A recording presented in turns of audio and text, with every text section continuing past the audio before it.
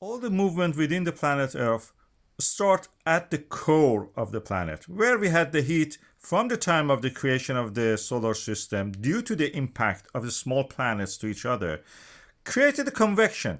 First, it caused melting of the planetesimal and then layering it into three different layers of core, mantle, and crust. The mantle has convection in the case of the Earth, and this convection creates cracks on the surface of the crust of the Earth, creating what we call as continents or plates. And these plates move, and they open up and they close down oceans.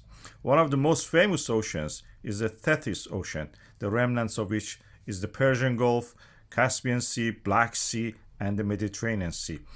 Creation of this ocean and the closure of it is the subject of this video, is related to that. The Iranian plateau was started when the Paleotethys Ocean was closing down due to the breakdown of the Gondwana. And the Gondwana, when it closed down, on the process, create arcs of islands. Like what we see in Indonesia, these island arcs were eventually joining together from the Africa, which is the remnants and the core of the Gondwana, to the Eurasia, all joining together and ending up as a solid mass, as what we call as the Iranian plateau. Similar to what India has done with the Tibet, we have it here. The island arcs that created Iran are very similar to what we have in plateau of the Tibet at the moment, and what we will have in future of the Indonesian islands.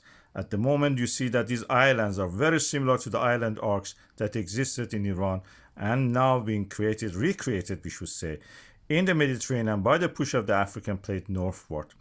You can see it here again, the Africa breaking down the core of the Gondwana, Arabian plate, and before that, Indian subcontinent pushing northward and creating the landmass of Iran and Tibet here in this case.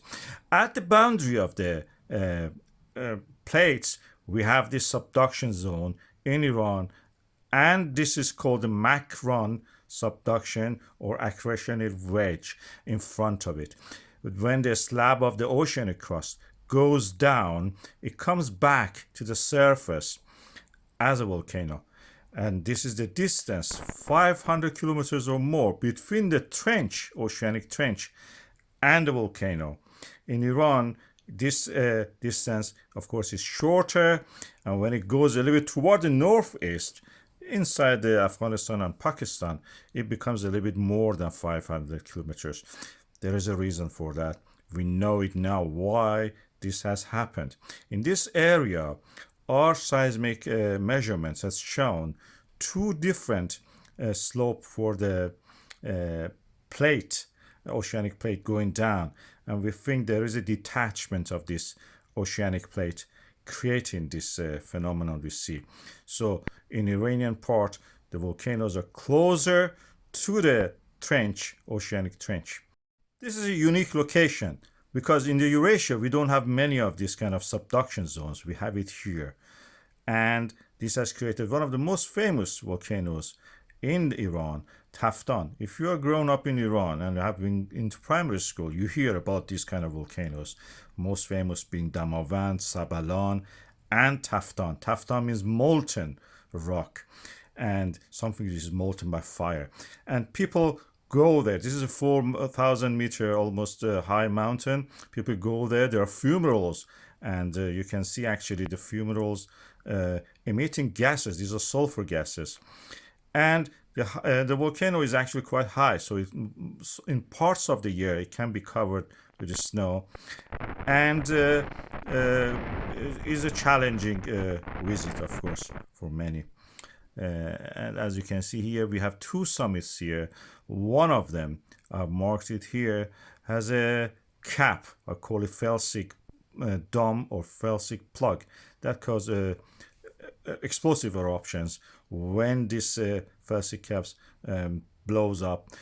We had in the past an example of it is we see here evidence for the older Taftan and the new Taftan after the initial explosion was created, sitting on top of it. And this one also may blow up in future, who knows. But at the moment we have fumarole activity. We consider it as dormant in a way, and fumarole activity sometimes may even be so active that we see molten sulfur on the summit of this volcano. There are reports about eruptions at different times in the 20th century, and we expect another one happening anytime because we are seeing evidence. And that is in the form of the annual or yearly uplift of the ground by 11 centimeters. There are two scenarios or two ways to understand this.